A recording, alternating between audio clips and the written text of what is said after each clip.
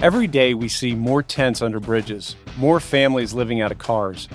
And while the problems seem insurmountable, the solutions are simpler than you think. We share the real stories and the real solutions of homelessness, what works, what doesn't, and how communities like ours can do better. I'm Baron King, and this is Give Me Shelter. So I get to talk to a lot of people about the topic of homelessness, and one comment I hear a lot is, why don't these homeless people just get a job?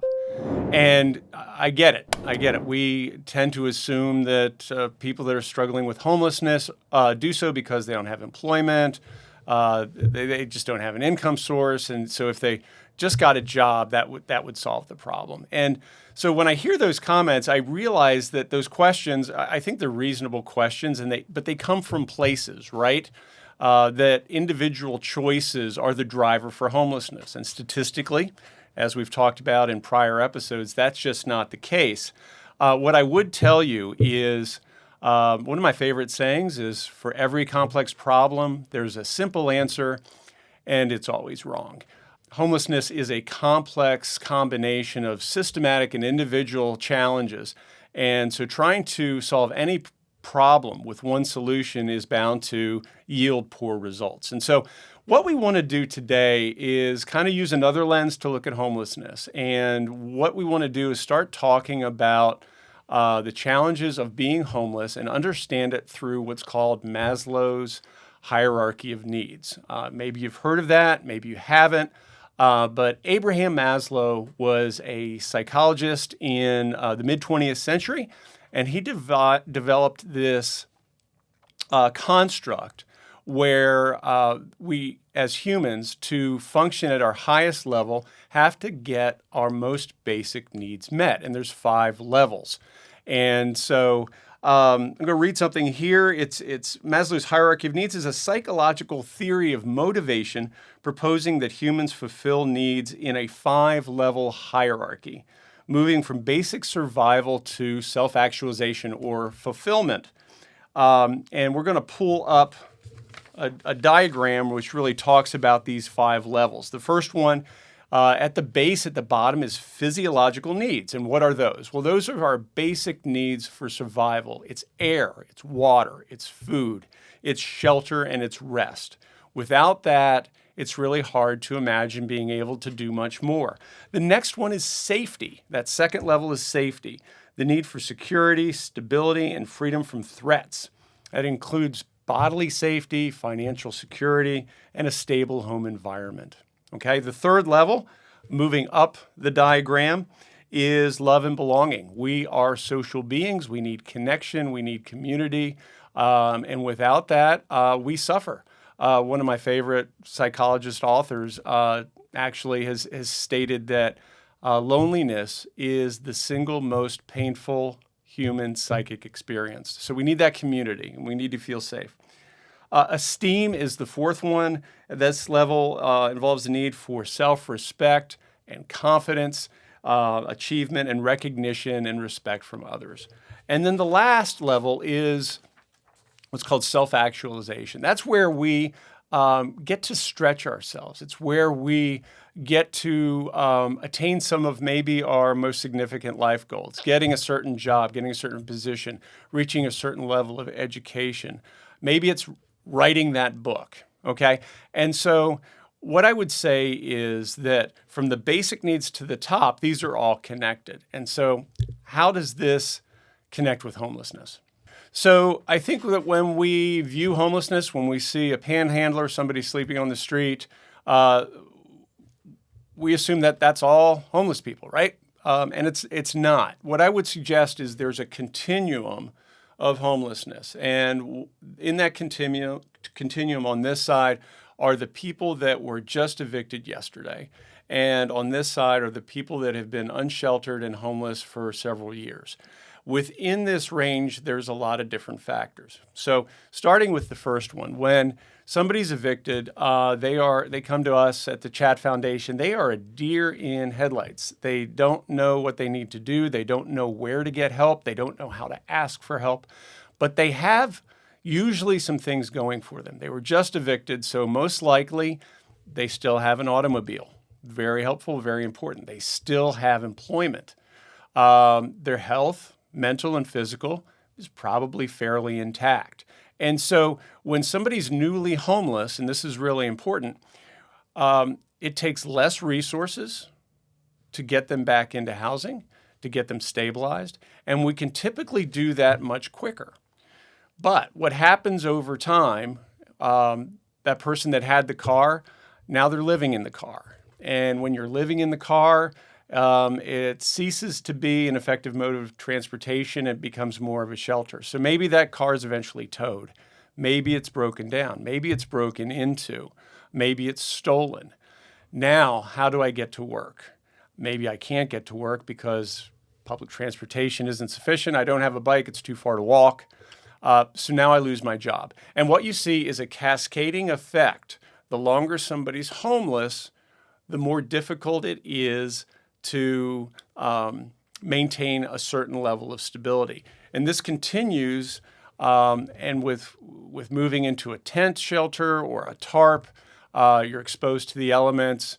Very, very challenging way to live. And you see that somebody, if you can think about back to what I said with Maslow's hierarchy, somebody that may have been at that fourth or fifth level is now struggling to just function at level 1 or 2.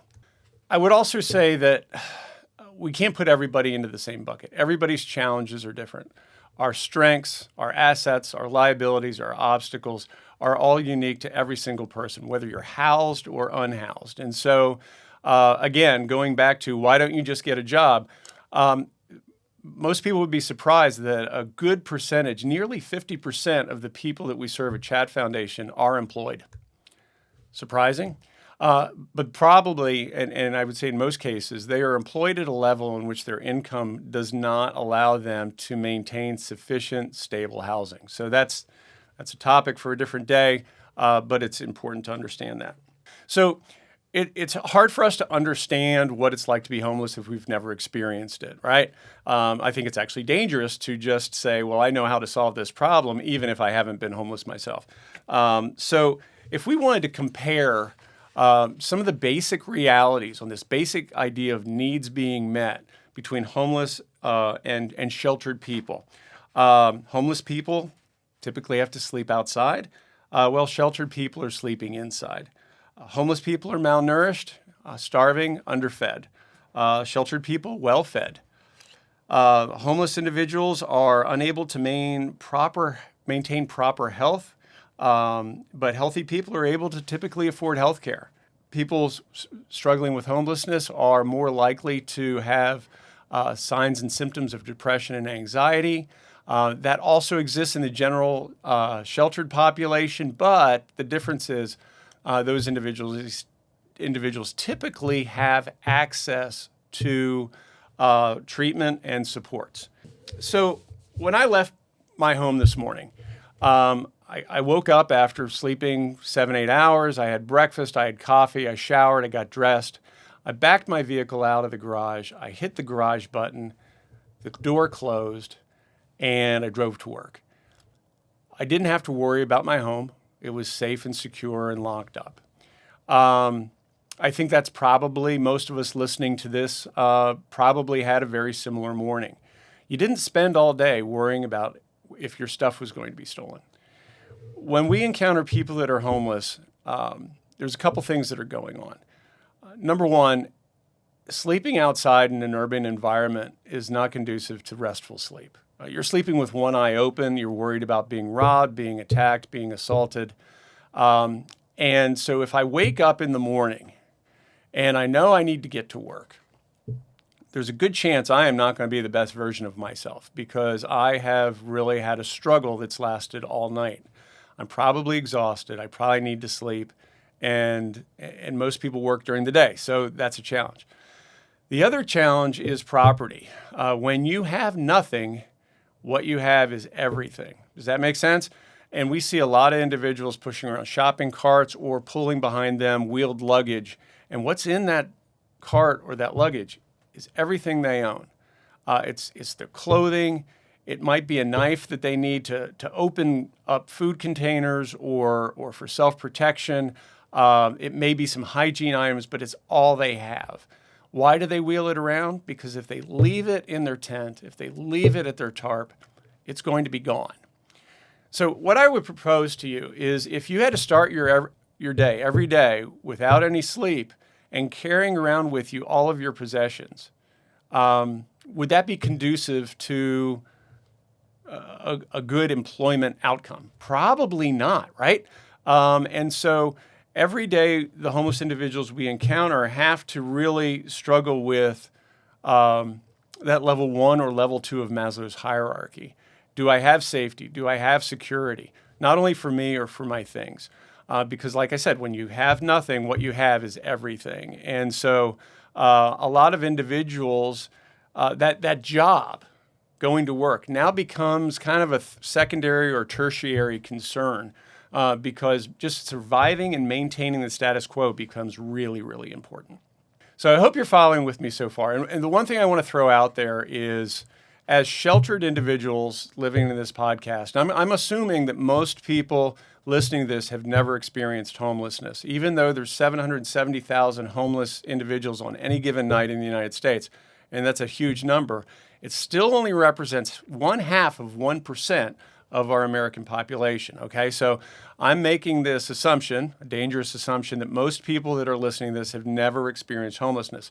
So the challenge is, do we have the right to set behavioral expectations for people living in a situation that we've never encountered? I'm going to say no, we don't. So we've talked about Maslow's hierarchy. We've talked about the challenges of living unsheltered. So what? Okay, so I want to talk about the approach for housing support called Housing First. You may have heard of it.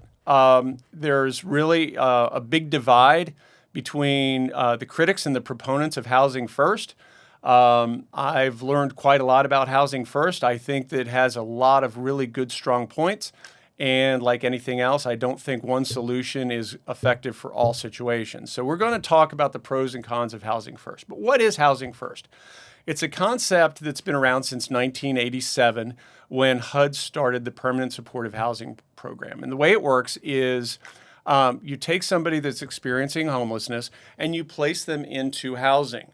And then you work with them to address any other life issues that may be getting in the way of good functioning. So maybe it's continuing education, maybe it's vocational training, maybe it's treatment for a physical or mental ailment, maybe it's substance treatment, maybe it's life skills training, right? Like on nutrition or something like financial literacy. And the reason that this approach has shown benefits is that it's based on Maslow's hierarchy. Can we really expect somebody living under a tarp to start attending technical school, right? That might be a little bit difficult for them. So the idea is get them into housing. Once they get into housing, the idea is that they can kind of relax. They can recharge. They can get a full night's sleep. They don't have to worry about assault. They don't have to worry about having things stolen from them.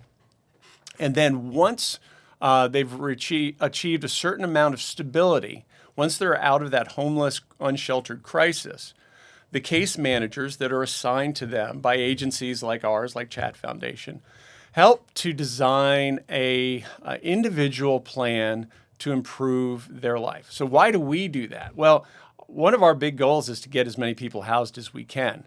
But we also know that if we don't provide that ongoing support, that these individuals are highly likely to fall out of housing, just repeating that revolving door cycle. And so our case managers work with them to assess what their needs and issues are, and then encourage them to work on those issues. Now, here's one of the challenges. Their choice to address those issues is totally voluntary. Okay, why is that? Well, you and I have that same right too. If we know that something doesn't feel right in our body, it's our choice whether we go to the doctor or not. If we're struggling with sadness or despondency or anxiety, it's our choice to seek out help or not seek out help. And so everybody has this right to self-determination. A lot of critics of Housing First say, well, if we're going to put these people in housing, they need to get better. I get it. I wish sometimes that we could mandate treatment, but mandated treatment hasn't shown to be effective, either in general population or in homelessness. So that's an important determination. So like I've said, there's criticisms, some justified, of Housing First, and then there's some benefits of Housing First. I want to go down the list of criticisms. One is that Housing First doesn't always address the complex underlying issues of homelessness, such as poverty, systemic issues, and the need for treatment for chronic conditions. That's true. That's true. It does not do that. It's inconsistent and it's in its effectiveness. And what we mean is we do see some people benefit moderately or significantly from a Housing First approach. And then we also see people that don't benefit from it. They go into housing, they refuse help, and they fall out of housing. We'll talk more about what is behind that, because I think at face value that it just looks like we have a sloppy program. But there's a lot of factors that can lead either to successfully using Housing First or not so good. There's resource limitations. We have a staff of social workers, our case managers, that work in 4 different properties, helping about 40 different people get housed and remain housed. Some of their needs are really significant, getting them to doctor's appointments, helping them with some legal issues, helping them think through what may seem like simple problems or sometimes are complex problems, and it takes a lot of manpower hours. And so I would love it if we could just hire a team of 20 case managers and just go out there and provide incredibly robust support. But financially, we have limitations being a nonprofit, and we're just not able to do that. And so organizations like mine that do this service are stretched thin. There's also varying fidelity. What I mean is not all organizations view case management support the same. We believe in providing intensive case management, and that's the highest level of case management. It takes a lot of time, a lot of effort, a lot of resources. There are other agencies here in this community and other places in the United States that really, once they get somebody housed, that's it. They walk away from the problem. And so there's a correlation between the amount of support somebody gets and their ability to stay housed. And then also, it's not a complete solution. Again, I'm going to bring you back to HUD only has one program to address homelessness. That's permanent supportive housing through Housing First. To every complex solution, there's a simple answer, and it's always wrong. And along with that, if you hired a carpenter to do some renovations in your home and they showed up and all they had was a hammer, how would you feel about that carpenter? You would hope that carpenter had a variety of tools to do a variety of techniques and approaches to whatever the work was. We only have one tool in the toolbox from the federal government. So while it works well for some people, it's not Housing First and permanent supportive housing is not a comprehensive solution for all people experiencing homelessness. So I talked about some of the criticisms of Housing First. To understand why there's failures, there's a couple other things that you need to understand. When somebody is seeking support or a housing voucher, and they come to an agency like ours, the first step is for them to have an individual assessment done and get their name on what's called the by name list. It's basically a list in every geographic region that lists the individual, and then along with that, a score of vulnerability. What does that mean? Well, the federal government wanted to prioritize housing for the most vulnerable people. Why? Because they're most likely to die unsheltered, and I get that. We want to prioritize vulnerability. So we do an individual assessment. We find out their mental functioning, their physical functioning, their age, their education, their background, all that, and it comes up with a numerical score. The higher the score, that dictates your place in line for housing. So if I have a lot of significant hurdles, I'm going to be first in line. If I'm well functioning, have a job, my mental and physical health are good, I'm going to be at the back of the list. So what that means is agencies like ours are helping people to get housed, and they are at that very high vulnerability level. They are in need of significant support.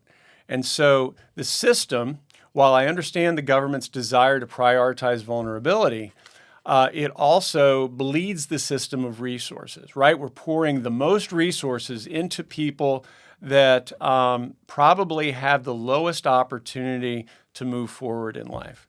And so it's created this law of unintended consequences where if I'm most vulnerable, I'm going to get housed, but I'm going to be really risky to stay housed. If I'm newly homeless and functioning well, guess what? I'm guaranteed, at least in Hamilton County, probably 200 days of homelessness. And during those 200 days of homelessness, my mental and physical well-being is going to decrease, which is going to change my vulnerability score. My argument is if we had, as agencies like ours, had the ability to just help people, regardless of vulnerability, I think we could get more people housed quicker, longer term, for less resources. Think about that. If we looked at the whole continuum and didn't separate out people that were high functioning and low functioning, I think you would see the system work better. And I think Housing First and those strategies would be much more effective because you would be pouring into this funnel a higher degree of functioning. But that's not for me to decide. Okay, as I said in the introduction stuff, we're going to try and bring as many real-life stories into this discussion as possible because I think it's really important. I asked my case management team in preparation for this episode to pull from their files one success story and one story that didn't succeed, and to illustrate some of the strengths and some of the limitations of Housing First. And so this is an example of where it didn't work. So Leroy had experienced homelessness for over 4 years in 3 different states before he came to the Chat Foundation. He struggled with schizophrenia, worried about people finding him. He no longer felt safe on the street and wanted to have a home again. After working to gain his trust, Leroy moved into a shared housing site, one of ours, and was relieved that he was housed. Unfortunately, his mental health proved to be very difficult for him to overcome. The nature of schizophrenia and trauma was overwhelming and contributed to him maintaining to have really significant mental health issues. Leroy had to leave his shared housing site and went back on the streets. This is how an example of Housing First isn't a one-size-fits-all solution. Here in Tennessee, we are not a Medicaid expansion state, and so the amount of resources that somebody like Leroy could have to medication and treatment for schizophrenia just don't exist in this state. And so just putting somebody in housing, but having them eliminated from important medical and therapeutic supports, it just wasn't enough. On a sad note, Leroy passed away a couple of years ago on the street. That is the reality. Living unsheltered is a killer. And I think we tend to shield ourselves from that reality, but it is really very important for us to get people housed and get them functioning. All right, so we talked about the criticisms of Housing First. Here's some evidence about why it works. Number one, it provides immediate permanent housing without prerequisites. You just get housed. And so right off the bat, we are giving somebody that first structural level of Maslow's hierarchy. We're giving them physical safety and security. That leads to that second level, which is psychological safety. There's a cost savings. Why? It reduces cost associated with hospitals, jails, emergency shelters, which are often more expensive than housing. That's something I think the average person doesn't understand. When somebody is unsheltered, it's a tremendous tax burden to those that are in supportive services. And so when you get somebody housed, guess what? They're not going to the ER as much. They're not getting picked up by police, sent to jail, court costs, all that kind of stuff.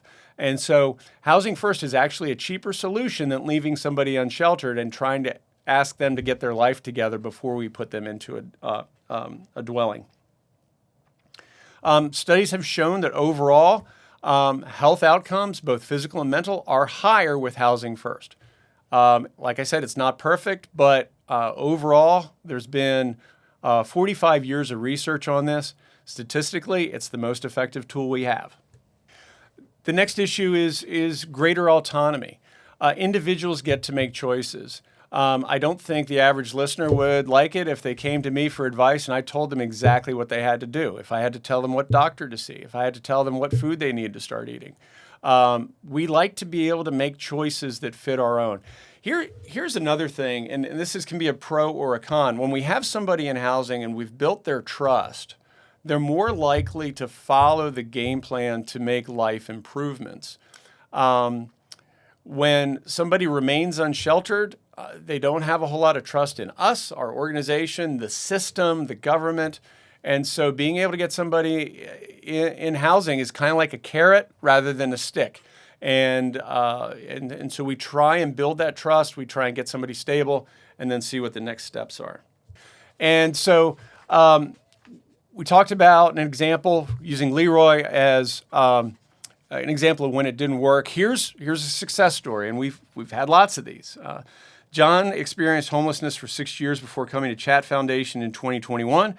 At that time, he was living in a motel after being transitioned into permanent supportive housing. Eventually, John moved on from one of our housing units where he achieved stable housing and began his journey towards self-sufficiency. Through intensive case management services, John was able to identify his strengths and work towards his personal goals. After a year in our housing program, he made the decision to move into an apartment on his own. And that's really the direction that we want people to move into. We have these buildings at low cost to get people stable, employed, thriving, and then what's your next step? Since then, John has maintained stable employment and has successfully navigated community systems and resources. His case manager believes that Housing First played a vital role in giving him the key supports. So what we're really saying is we've got two different ideas here. One is pick yourself up by your bootstraps first, and then maybe we'll see about getting you a house or an apartment, or we're going to house you and encourage you to go in this direction. Those are the only two options. We are sticking with a Housing First approach because, well, the evidence shows it works. Does it work all the time? Unfortunately, no. Okay, so just to recap, we're going to put up a graph here that shows a visual representation of the differences, benefits and losses, or benefits and detractors of Housing First or Treatment First. And so housing and stability. With Housing First, you get rapid rehousing and higher retention rates, where with Treatment First, you get a slower pathway to housing with many failing out of the system. Cost efficiency. It reduces expensive emergency care and costs to the community are reduced. With Treatment First, it's continually high cost on reliance from emergency rooms and a lot of failure in those treatment programs. A lot of times people say, okay, I'll try and address these issues, but they're not able to maintain consistent attendance. And so there's a lot of failure in those programs. Client autonomy, it's very high with Housing First. It's very low with Treatment First approaches. And then resource availability. For Housing First, it's low. Underfunded and insufficient supply of deeply affordable housing is a challenge. And then Treatment First, we would say it's moderate. It's an established system, but still overwhelmed. One more lens to look at this is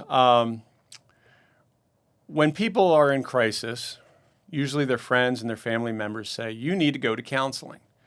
And as a therapist, what I understand and what I've seen thousands of times is people come into the counseling room in crisis and they expect that process of counseling is going to start on that first appointment. It usually doesn't. Why? Because the therapist knows that before you can begin meaningful counseling, you have to stabilize the crisis. That's a very similar analogy to what we're talking about here. Before we can, because counseling takes a lot of energy, it takes a lot of reflection. It's not easy work. And so if you're asking somebody to do easy work while they're drowning, it's set up for failure. So the first step is stabilizing the crisis. This Housing First approach is really the same way. We're trying to stabilize the crisis before we can start talking about taking significant steps to move people forward. So what are some solutions to this? Well, in our first episode, we talked in Housing 101, how do we get here? We talked about the need for a sufficient supply of affordable housing. So I'm not going to go back into that. What a lot of communities have done is create this intermediate step between homelessness and housing, and it's called a 24/7 low barrier shelter. Chattanooga does not have one. We've got two high barrier shelters, and I'm going to explain that in a minute. What is a 24/7 low barrier shelter? Well, 24/7 means it's open 24 hours a day, 7 days a week. It doesn't close, and individuals using the shelter have access to go in and out as they please. That allows them to go to a job when maybe that job is a second shift job and it starts at 5 p.m. or a third shift job that starts at 3 a.m. Allows them to work and come in. It also allows them a place to keep their things so they don't have to drag their suitcase to work. And so what happens in a 24/7 low barrier shelter, there's no requirements for participation in meetings, to have a certain religious background or participate in services. The shelters that exist in Chattanooga are high barrier. They're not ADA compliant. In some cases, you have to participate in religious services, and not everybody fits into that faith mold. And so there's a lot of people that just choose not to go to those services. Plus, the two shelters that are in our area, you have to be in by 6 p.m. and out by 6 a.m., and you can't come back in for your stuff. So that doesn't support people having certain shifts and certain jobs. We try and get people jobs at Volkswagen because their plant here has second and third shift jobs that pay people starting at $22 to $24 an hour. At that wage, you can earn enough money in 6 to 8 weeks to get yourself housed, and you don't need a voucher. And so we love giving people that option. But when they can't maintain a sleep cycle and an availability schedule for those schedules, they're not able to afford themselves to those opportunities. And so we are really consistently lobbying our community and our city government that we need a 24/7 low barrier shelter. It provides those first two levels of Maslow's hierarchy, which stabilizes a person. I went out to Colorado Springs and I visited the Springs Rescue Mission, which is a pretty famous and pretty successful venture where they built a large 24/7 low barrier shelter. And I was able to tour the facility with the CEO, really dynamic man. And I asked him a bunch of questions. And one of the questions was, what was the biggest surprise when you opened this shelter? And he said, well, we pulled in 600 people off the street in the first week, gave them a cot, gave them a bed, they slept, and we expected fights and chaos and confusion. He said, for the first 2 weeks, you could hear a pin drop. That for the first time in several years, some of these people were able to sleep with both eyes closed. And so it demonstrated to me the effectiveness of getting a shelter. So what would a shelter do? It's not permanent housing, it's not an apartment, but it's an intermediate step. And so what we see as a very important solution to homelessness is creating a continuum from tent and tarp to 24/7 low barrier shelter to an efficiency apartment to 2-bedroom to forever home. And I would argue that a 24/7 low barrier shelter would be a game changer in the war on homelessness, but it's not an end game solution, right? It's an important component, but it's not going to solve the problem without sufficient housing. To sum up, what I would say is the takeaway here is when we see somebody that's homeless, even if our first instinct is, why didn't they get a job? There's a lot of reasons for why maybe they can't go to work. And it's very important that we don't try and put them into our shoes, but maybe we put ourselves into their shoes. Again, we see that about 50% of the people that we help are already employed, maybe underemployed, making minimum wage. And if you're making minimum wage in Chattanooga, you're not going to find a 1-bedroom or even be able to probably cover the cost of your share of a 2-bedroom apartment. What's critical here is that we take a step back and we ask ourselves, I wonder what it's really like to live unsheltered. Until we do that, until we totally and completely understand the problem, it's going to lead us to solutions that really are limited in their effectiveness. All right, that's it for this episode. Hope you enjoyed it. If you haven't seen the first two, the lenses we use or Housing 101, please take a look at that. Our next episode we're really excited about, and it's called What I've Learned Along the Way, so I hope you tune in for that. Thanks for listening to Give Me Shelter. If you made it this far in the episode, I invite you to share it with at least one person today, because change happens one conversation at a time. I'm Baron King. We'll see you next time.